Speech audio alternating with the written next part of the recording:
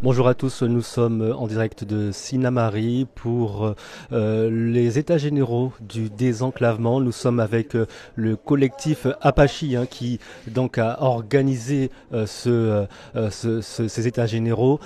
Étaient présents plusieurs élus de Guyane, on va en parler. Ce matin, justement, il y a eu une réunion avec les élus, avec des associations, avec des partis politiques. Alors, Philippe Descamps, vous êtes président du collectif Apache.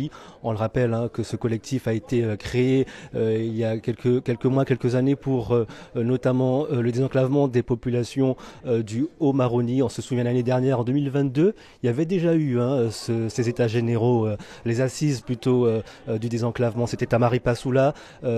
C'était en lien notamment avec les problèmes de pistes qu'il y avait dans la commune. Aujourd'hui, la situation est peut-être pire avec l'arrêt, la liquidation d'Air Guyane. Finalement, aujourd'hui, vous lancez à nouveau cette question, vous portez à nouveau cette question du désenclavement. Philippe Descamps, pouvez-vous nous dire ce matin, avec l'ensemble des personnes présentes, qu'est-ce qu'on peut retenir? Alors, comme vous le dites, en fait, on avait déjà organisé des événements similaires, les premières assises du désenclavement à Maripasoula, il y a un an et quelques mois. Et on remarque tout simplement que le problème, c'est empiré en vérité, parce qu'à l'époque il y avait encore Air Guyane. Désormais Air Guyane, liquidé judiciairement, n'existe plus, et quand on regarde le fleuve qui n'est pas navigable, le niveau du fleuve est tellement bas qu'on ne peut pas l'emprunter de toute façon.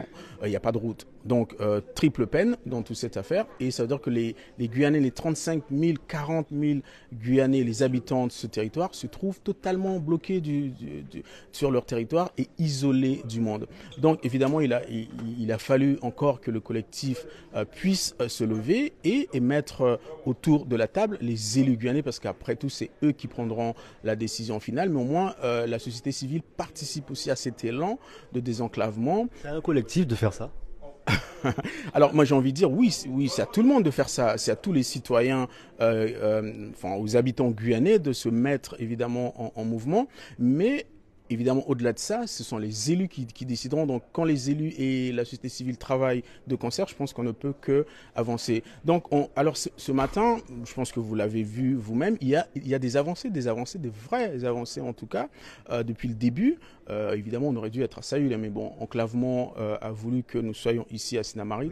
Oui, vous pouvez rappeler justement pourquoi, à la base, il y avait une marche qui était prévue, notamment donc depuis Bélizan jusqu'à Saül, mais également, je crois, de Maripasoula à Saül. Et c'est là, à Saül, que devaient se tenir ces états généraux du désenclavement. Vous pouvez rappeler justement la situation et pourquoi cette marche n'a pas pu se faire? S'il fallait prouver quelque chose, encore une fois, on y est en fait. L'enclavement interdit ou nous fait... en tout cas, il y a de l'impossibilité pour organiser des choses et mettre en place un certain nombre de projets.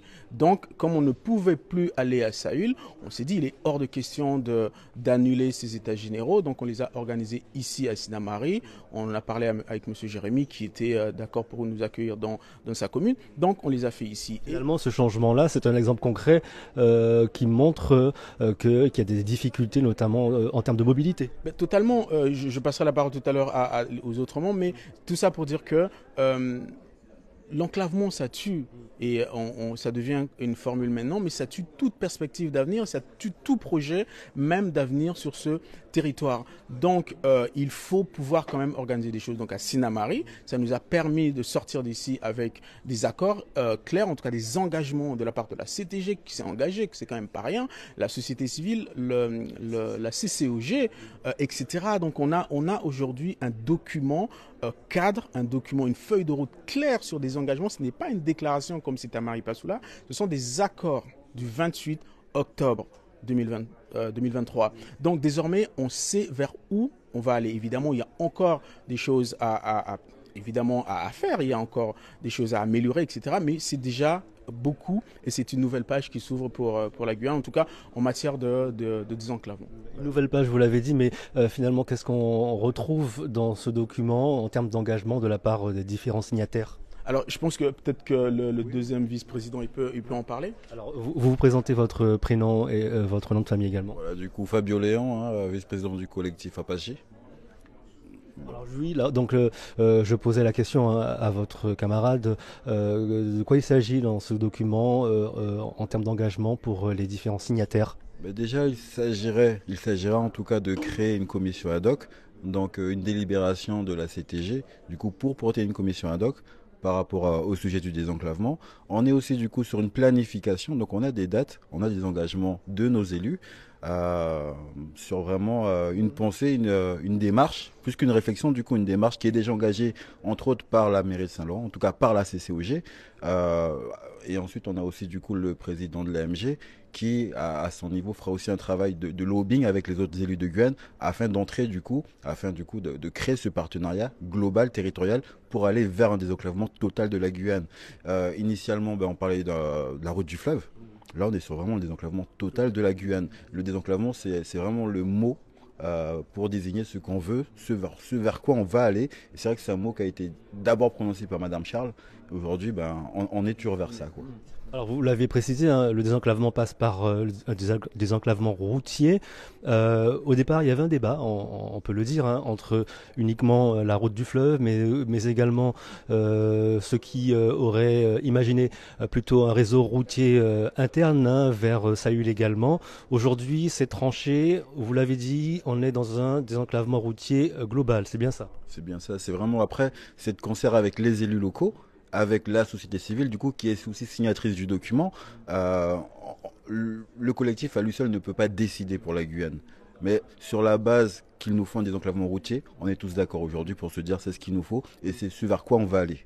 Alors, ce sont des aménagements qui vont coûter plusieurs dizaines de millions d'euros. On a entendu ici dans l'Assemblée hein, des personnes dire qu'on fera avec ou sans l'État, mais on sait très bien que lorsqu'on décide hein, de faire ce type d'aménagement très coûteux, la majorité du financement provient de l'État et de l'Union européenne. Alors, comment justement faire sans l'État, sans l'Union européenne?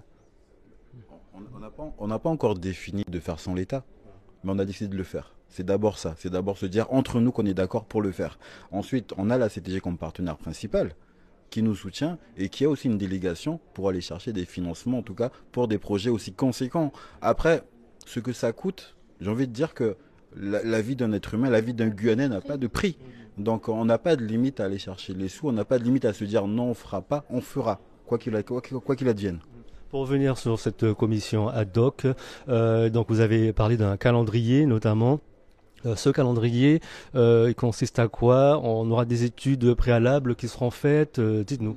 Alors, dès 2024, en fait, on aura en tout cas selon la planification et la programmation qui est décidée ici, dès 2024, voilà, on aura déjà dès 2023, hein, avant la fin de l'année, des travaux préliminaires en tout cas pour pouvoir mettre en place ces études pour arriver justement à un projet de désenclavement. Mais moi, en dehors de ce qui s'est passé ici, j'ai quand même une pensée en fait pour la population de Maripasoula. Papa Echtan, Grand Santi, Wanari, Saint-Élie, etc. Camopi, tous ces habitants à l'heure où nous parlons qui sont totalement bloqués. À Maripasoula, ils ne savent pas où et comment aller à l'heure où nous parlons. Nous sommes ici, par exemple, aujourd'hui, moi je ne sais pas, enfin, l'avion de la CTG peut-être, mais si l'avion de la CTG n'était pas là, comment on fait et combien d'habitants peuvent prendre cet avion et. Donc, il y a beaucoup de difficultés à l'heure où nous parlons. Donc, si on ne va pas vers ce désenclavement routier et terrestre, ben, la Guyane ne pourra pas s'en sortir. Pour autant, vous tirez pas un trait sur l'aérien. Bien sûr que non. Non, Bien sûr que non. Enfin, je veux dire, comment... ça se complète. Voilà. Alors, non, on ne tient pas du tout un trait sur l'aérien. Pourquoi? Parce que c'est ce qu'on a actuellement. Mais nous, ce qu'on veut, c'est du long terme. On l'a toujours exprimé durant nos assises, nos rencontres, que le désenclavement ne se fait, en tout cas le désenclavement à long terme doit se faire et c'est par la voie routière. Et donc voilà, si aujourd'hui on avait les deux par exemple, on avait la possibilité de prendre notre voiture et de partir, et ce problème d'avion n'aurait pas été aussi massif dans la tête de tout le monde. Sauf que là, on se retrouve totalement oubliés. Oui, puis en clair, c'est pas un moyen, ce sont pas des moyens de transport qui s'opposent finalement. Et finalement, la voie routière répond à un droit fondamental, la libre circulation des hommes et des biens et des marchandises. Et là, en fait, on se sent complètement emprisonné puisque ça fait un moment qu'on parle de routes et on n'a jamais vu la couleur de ces routes-là. C'est pour ça que notre association a été créée aussi, c'est pour dénoncer le fait que l'État, au jour d'aujourd'hui, nous a totalement oubliés. Donc là, on a créé cette association pour que tout le monde puisse prendre conscience de la difficulté, en tout cas de la souffrance que les gens enclavés vivent. Ce n'est plus possible. Donc voilà pourquoi notre association a été créée. Rappelez-moi votre prénom, votre nom de famille. Alors, Véronique Guimi, secrétaire Apache. Un dernier mot, Philippe Descamps, pour terminer. Hein. Oui. Oui, alors, allez, Dina de Maripasoula. Hein. Est-ce qu'on peut dire qu'aujourd'hui, on a ici donc une nouvelle page qui est lancée? Oui, effectivement, on a une nouvelle page qui est lancée et j'espère que c'est la première page d'un livre du désenclavement complet et total de la Guyane. Donc on espère qu'aujourd'hui, on ne fait pas que signer des documents, apposer notre signature, mais bien enclencher un processus de désenclavement pour la totalité de la Guyane. Parce que c'est vrai que là, il y a 7 communes qui sont enclavées, mais le désenclavement de ces 7